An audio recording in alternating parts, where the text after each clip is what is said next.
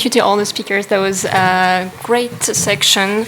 I have many questions, and we don't have a lot of time, I believe, right? How many minutes do we have? 6 minutes. We have 6 minutes. Do you guys want to start with your question before? Okay. So I had several questions, but I guess one of them has a common theme, which is from all of these great AI applications, which one do you have already applied in the real world, meaning in the OR or a specific hospital, several hospitals? So the POEM one, no, but the lap chole one that I showed with the guidance, so that's currently in clinical trial at the University of Toronto right now. So that's being looked at right now, where we're trying to get sort of initially usability data around, how do surgeons want this information presented to them and when.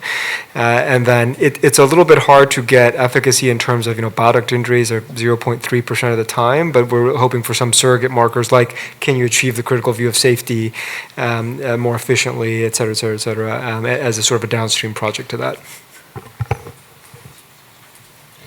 Well, we are actually collaborating with Eureka team we've been using it for several times. The issue now is that because the system is actually mainly only for educational and research purposes, doesn't have a decision-making marking for CE, so we can't use it for taking decision during surgery. The issue on that is actually we would like to have a validation process also for lower GI surgery, because as I mentioned, most of the data that they collected on upper GI and gastrectomy because of the presence of disease in Japan, as well as actually to have a validation process for our population that is definitely different from the one in Japan. Okay, no, we are pretty much still at the POC level, also because we lack a proper interface to really help the surgeon and make this real. But in a way, our is a less critical application in a way, because it's going to give a guidance to the surgeon who may follow it or may not follow. Or it's like helping the surgeon to create a mental picture of what the intervention would then be. So I think it's not far the possibility to deploy it, but still we need software engineering and proper interface.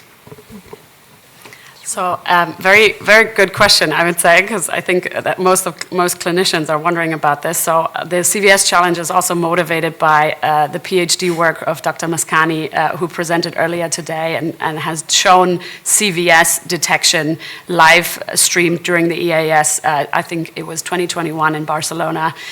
So it has been applied, CVS detection has been applied in the operating room. However, if you were to take that algorithm and apply it anywhere else on a different data set, you might not get the same accuracy, which is the motivation behind the CVS challenge of generating that data set that gives you that vast distribution of clinical technical factors that then you train your algorithm on, and hopefully it achieves similar, if not the same accuracies or reliabilities in any OR that you're going to apply it in later on. That's great, yeah. So I was asking this question because my guess was the visualization and presentation to clinicians is actually one of the next challenge that our field is going to be working on. And for the MICI challenges, actually, I've been looking at those challenges quite a lot, like everyone else, but I always find that it's quite difficult to find the final models, actually, and kind of reuse them and then apply them to other data sets or other real-world data. Actually, it performs quite well on a specific data set, but I haven't seen one like the one you have right now, so that's really exciting. I'll be looking at it. Any other question? We have 2 minutes. May I give a comment just? Because everybody here, and I am one of them, insists that we should, at academia, I'm representing academia today, at academia we should talk to the surgeon. I just want to say to the surgeon, we should do it, but don't think academia should only work for the need of surgery today. So, a good, successful translational research has to have translational, but also fundamental and radical research.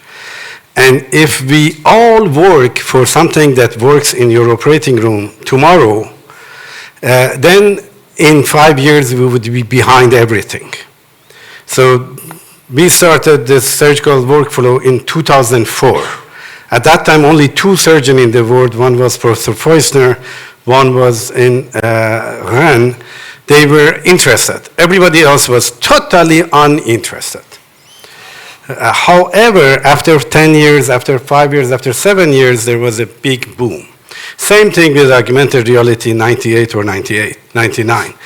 So for us, I want the surgeon to consider what they need today, but also what patients need in 15 years when there is automation, when there is robotics, when there is etc. So we have to do both at the same time. I'm not telling we should only work on fundamental, but please consider that if the academic partner that you're working only work for what you need today, it will not work. We would be very quickly behind everything. So please come with 2 suggestions. One, what you need in the next 2 years, and one you need the next generation needs in 10 years or 15 years. Just to tell, because now the speed of development is so fast that people think everything can be happening in the next 6 months. But it's not true.